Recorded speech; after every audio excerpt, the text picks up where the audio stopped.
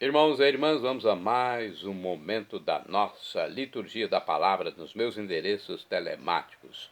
Paulo Roberto Maciel. Maciel é só digitar e você chega ao Facebook, blog, Instagram e YouTube. YouTube tem mais de 10 mil vídeos à sua disposição para pesquisar com responsabilidade. Chega no YouTube, coloca Paulo Maciel e, por exemplo, o assunto que você está querendo pesquisar e chega lá.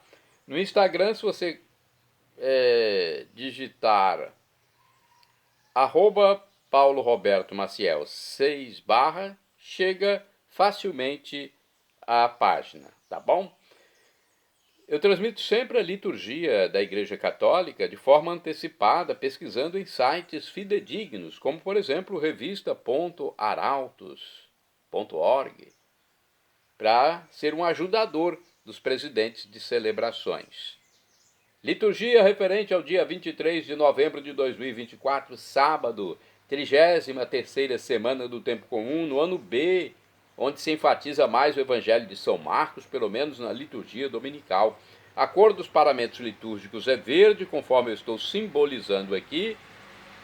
É apenas um símbolo, esse lenço, uma vez que eu sou animador litúrgico, leitor litúrgico, tercista, um católico que quer difundir a fé.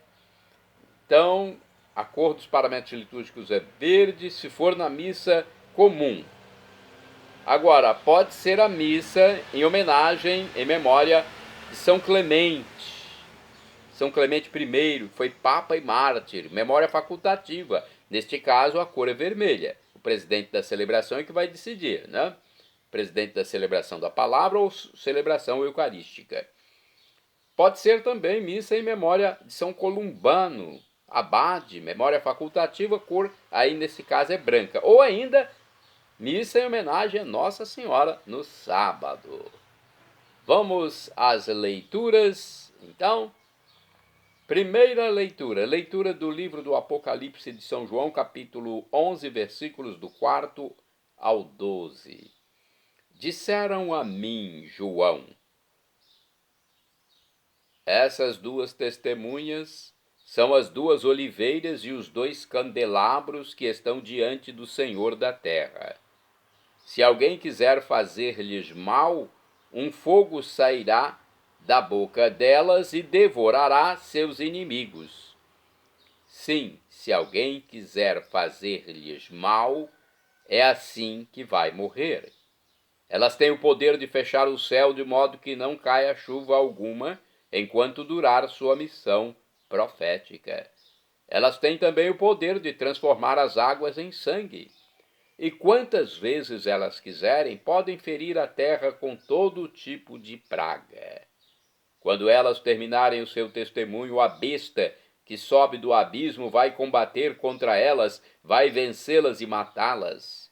E os cadáveres das duas testemunhas vão ficar expostos na praça da grande cidade, que se chama simbolicamente Sodoma e Egito, e na qual foi crucificado também o Senhor delas. Gente de todos os povos, raças, línguas e nações verão seus cadáveres durante 3 dias e meio, e não deixarão que os corpos sejam sepultados. Os habitantes da terra farão festa pela morte das testemunhas. Felicitar-se-ão e trocarão presentes, pois estes dois profetas estavam incomodando os habitantes da terra. Depois dos 3 dias e meio, um sopro de vida veio de Deus, penetrou nos dois profetas e eles ficaram de pé. Todos aqueles que os contemplavam ficaram com muito medo. Ouvi então uma voz forte vinda do céu e chamando os dois: Subi para aqui. Eles subiram ao céu na nuvem, enquanto os inimigos ficaram olhando. Palavra do Senhor, graças a Deus. Agora o Salmo responsorial, Salmo 143, na Bíblia Vulgata, ou 144, na Bíblia de Jerusalém. Então, se você for procurar na Bíblia Vulgata, que é a tradução da Septuaginta, escrito grego no Egito, para o latim por São Jerônimo, 143, a Vulgata, 144 na de Jerusalém. Versículos 1º, 2º, 9º ao 10º, refrão 1º A. Bendito seja o Senhor, meu rochedo. Repitamos: bendito seja o Senhor, meu rochedo. Bendito seja o Senhor, meu rochedo, que adestrou minhas mãos para a luta e os meus dedos treinou para a guerra. Bendito seja o Senhor, meu rochedo. Ele é meu amor, meu refúgio, libertador, fortaleza e abrigo. É meu escudo, é nele que espero. Ele submete as nações a meus pés. Bendito seja o Senhor, meu rochedo.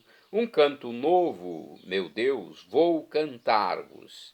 Nas 10 cordas da harpa louvar-vos. A vós que dais a vitória aos reis e salvais vosso servo Davi. Bendito seja o Senhor, meu rochedo. Repitamos: bendito seja o Senhor, meu rochedo. Agora vamos aclamar e depois proclamar o Santo Evangelho de Jesus Cristo, escrito por São Lucas, capítulo 20, versículos do 27 ao 40. Vamos lá então. Primeiro a aclamação e depois vamos proclamar. Aleluia, aleluia, aleluia, aleluia. Aleluia, aleluia, aleluia, aleluia. Deus não é Deus dos mortos, mas dos vivos, pois todos vivem para Ele. Todos vivem para Ele. Aleluia, aleluia, aleluia, aleluia.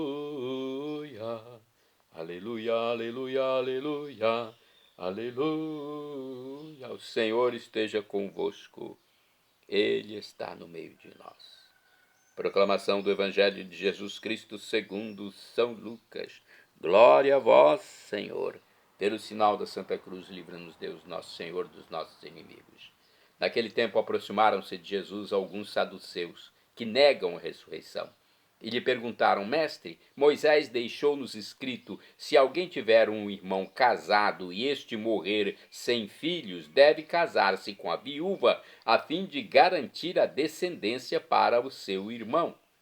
Ora, havia 7 irmãos. O primeiro casou e morreu, sem deixar filhos. Também o segundo e o terceiro se casaram com a viúva.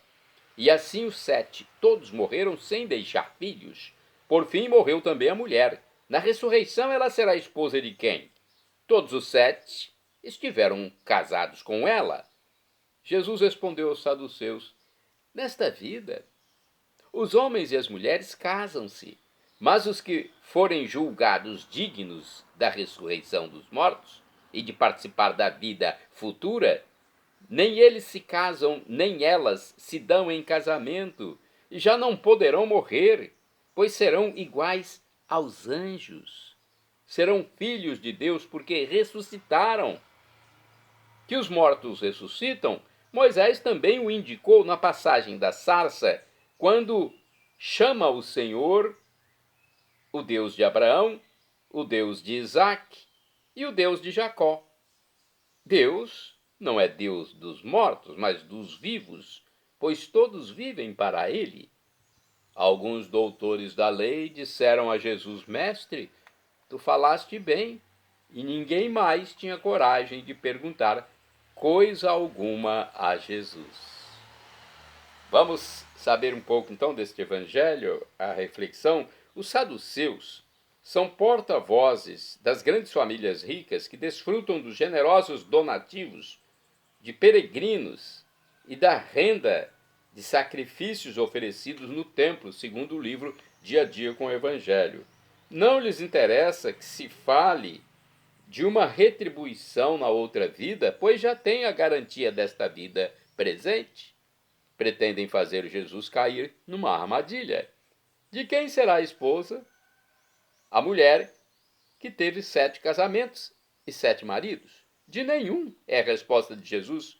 corrigindo o raciocínio dos saduceus, na vida futura não haverá morte, nem necessidade de criar família. As relações humanas se dão em nível diferente, próprio dos anjos. Quanto à ressurreição dos mortos, é certo que há, pois Deus é Deus dos vivos e não dos mortos. A própria Escritura o comprova ao mencionar o Deus de Abraão, de Isaque e de Jacó.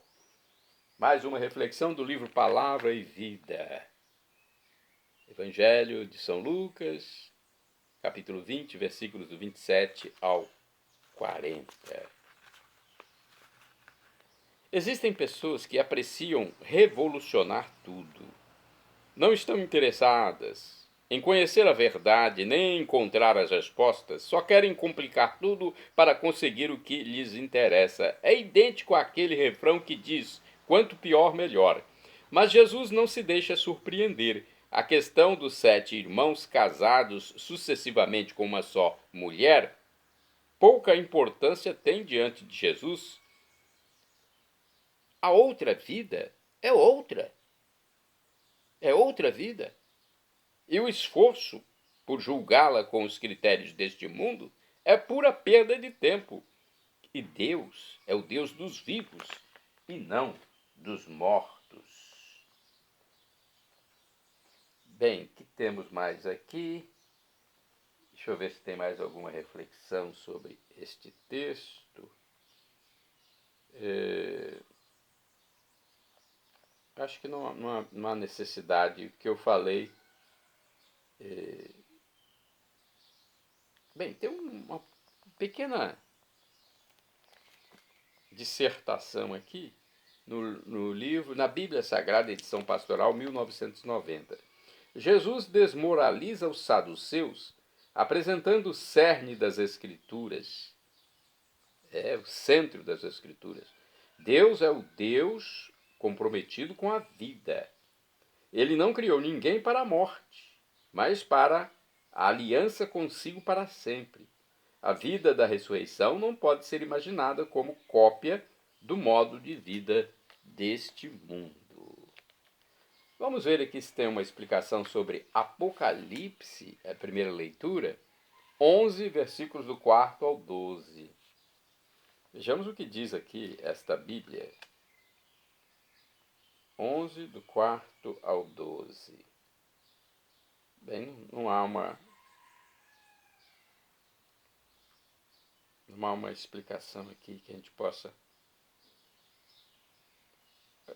Bem, tem do 7º ao 11, está dentro do 4 ao 12, né?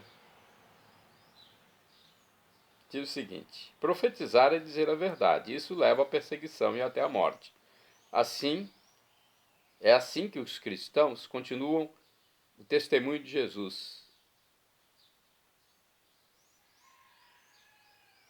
A besta é a idolatria do poder político absolutizado, como do imperador romano. A grande cidade é a sede desse poder, que nela reproduz a vida desregrada de Sodoma, a opressão do Egito e a injustiça de Jerusalém, que crucificou Jesus.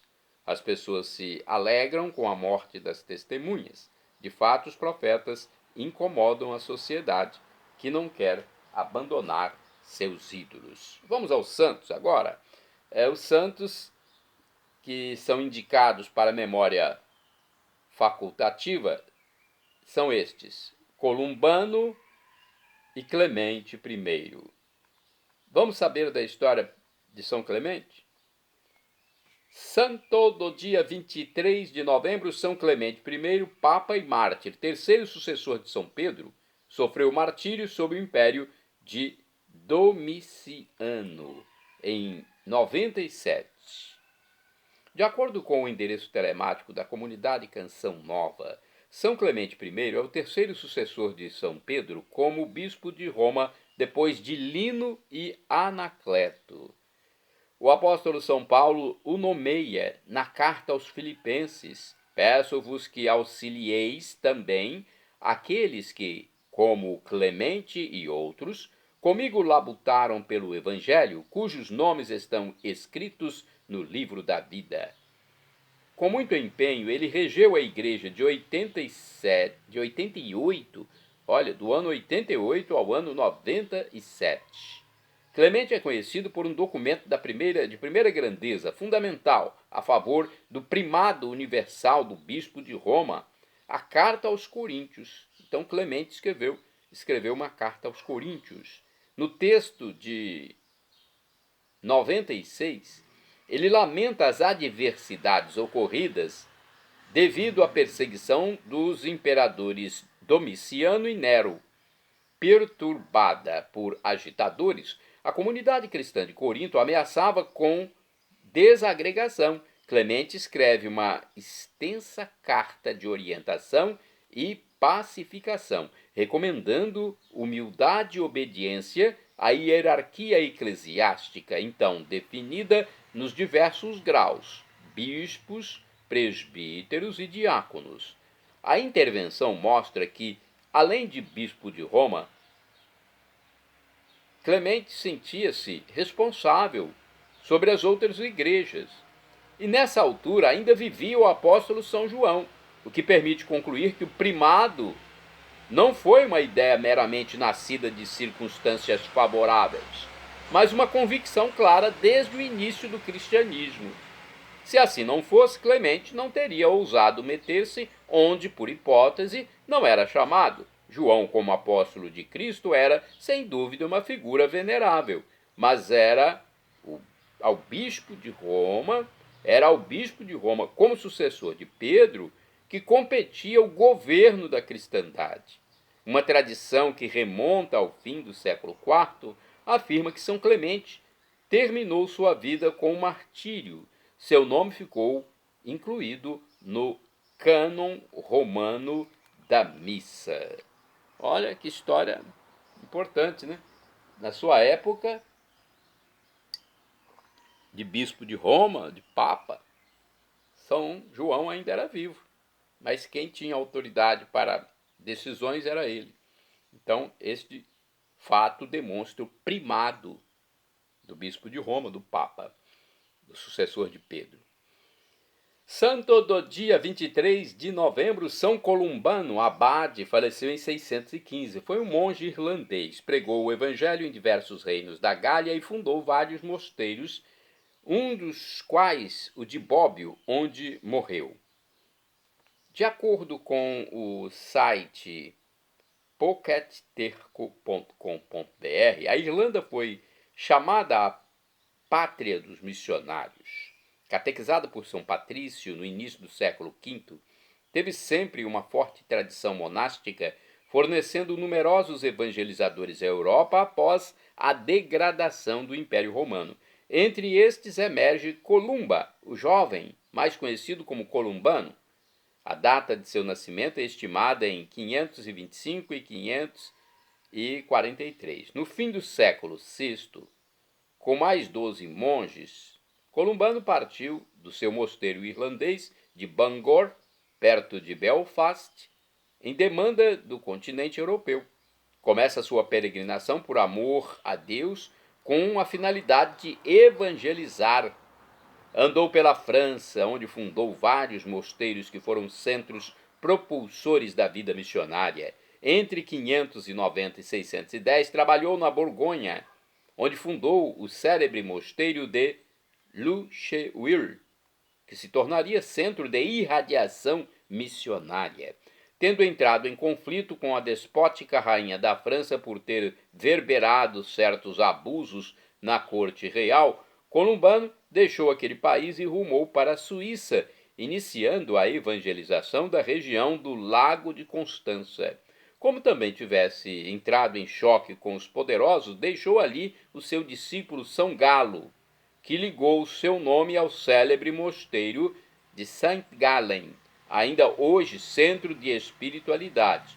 Com cerca de 70 anos, Columbano atravessou os Alpes e no norte da Itália deixou outra fundação importante, o mosteiro de Bobbio, onde morreu no ano de 615. Seu retrato moral foi descrito assim: Columbano foi um irlandês autêntico, de temperamento impetuoso e terno ao mesmo tempo, audaz e independente. Era ferrenho defensor das tradições monásticas celtas, em adesão cordial à sé de Pedro. Asceta rígido, amante da contemplação solitária, mas também homem de ação vigorosa, pai afetuoso, caridoso para com os pobres, apareceu na Europa como profeta enviado por Deus para conduzir, ou melhor, reconduzir a sociedade à vida cristã por meio da abnegação e penitência. A influência de São Columbano e de seus monges devia ser de imensa transcendência para a espiritualidade cristã do Ocidente. Foram eles que, conforme prática introduzida entre os monges na Irlanda, difundiram pela primeira vez o espírito penitencial e a prática da confissão individual auricular, que haveria de propagar-se cada vez mais durante a Idade Média. Olha que fato interessante. A influência de São Columbano e de seus monges devia ser de imensa transcendência para a espiritualidade do Ocidente, porque foram Columbano e seus monges que difundiram pela primeira vez a prática da confissão individual auricular. Do século IX em diante, os monges de São Columbano adotaram a regra de São Bento, bem mais comedida que a regra do rígido monge irlandês. Olha aí, não? São dados interessantes.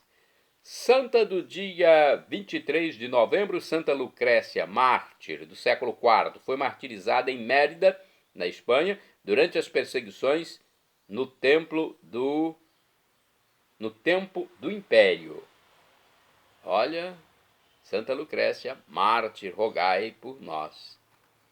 Santo do dia 23 de novembro, Santo Anfilóquio, bispo, do ano 403, exerceu o ministério em Icônio, Ásia Menor.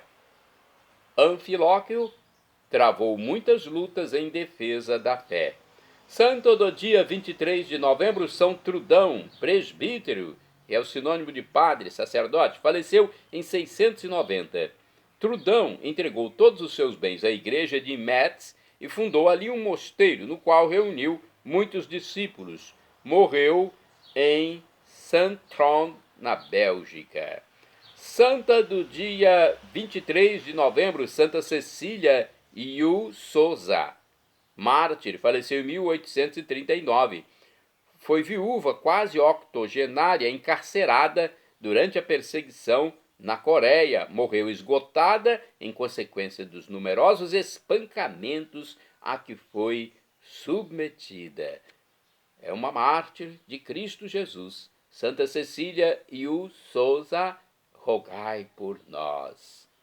Mártir na Coreia, no continente asiático. Santa do dia 23 de novembro, Beata Margarida, quase santa. Falta um passo para a canonização, né? Beata já é quase santa, né? Santa oficialmente na igreja, né? A canonização, para acontecer, precisa aqui de mais um fato para que, então, o sumo pontífice proceda à cerimônia. Então, Beata Margarida, religiosa, faleceu em 1464 e foi obediente à vontade de sua nobre família. Casou-se com o Marquês de Monteferrato. Foi dirigida espiritualmente por São Vicente Ferrer e tornou-se dominicana ao enviuvar-se. Santo do dia 23 de novembro, Beato Miguel Agostinho Pro, presbítero, ou seja, padre, sacerdote, e também mártir, faleceu em 1927. Miguel Agostinho Pro foi sacerdote jesuíta, condenado sem processo e fuzilado no México, na América do Norte, durante a perseguição contra a Igreja Católica. Olha só, gente, no ano de 1927. Minha nossa. Santa do dia 23 de novembro, Beata Maria Cecília Sendoia e Araqustein, virgem e mártir, faleceu em 1936. Maria Cecília Sendoya e Araquenstein foi uma religiosa visitandina, fuzilada durante a Guerra Civil Espanhola em Madrid. Santa do dia 23 de novembro, Beata Henriqueta Alfieri, foi virgem e faleceu em 1951. Foi uma religiosa das Irmãs da Caridade de Santa Joana Antida Touret. Exerceu seu apostolado junto aos encarcerados em Milão, na Itália. Shalom Adonai é uma expressão hebraica que significa a paz de Deus. El Shaddai, também do hebraico, significa Deus onipotente, Deus todo-poderoso. Ele proverá aquilo que você deseja se for para o seu bem. O professor e escritor de mais de 100 livros da Igreja Católica, Felipe Rinaldo Queiroz de Aquino, em seu canal no YouTube, diz que Deus pode nos dar uma dessas 3 respostas quando suplicamos algo: sim, não ou espere. Qualquer resposta de Deus é a melhor para nós, afinal, Ele é onisciente, onipotente, onipresente, Ele sabe tudo. Ele é o Criador do universo. Até o nosso pai físico na Terra nos dá um não de vez em quando. Então, se você receber um não de Deus, fique tranquilo, porque é o melhor para você. E agora eu clamo, Maranatá, como dizemos nós católicos, ou Maranata, como dizem nossos irmãos separados, os evangélicos ou protestantes. Não importa a pronúncia, o significado é o mesmo. Vinde, Senhor Jesus. Um dia Ele voltará e será o juízo final. Eu quero viver para sempre com Deus. Então, temos que nos arrepender dos nossos pecados, acreditar em Jesus como Deus e sermos batizados. Perdão, Senhor, pelos meus pecados passados, presentes, futuros, físicos, espirituais, pecados do pensamento, palavras, atos, omissões, e me dê a vida eterna. Meu Jesus, eu quero a vida eterna convosco. Acesse @PauloRobertoMaciel 6 no Instagram.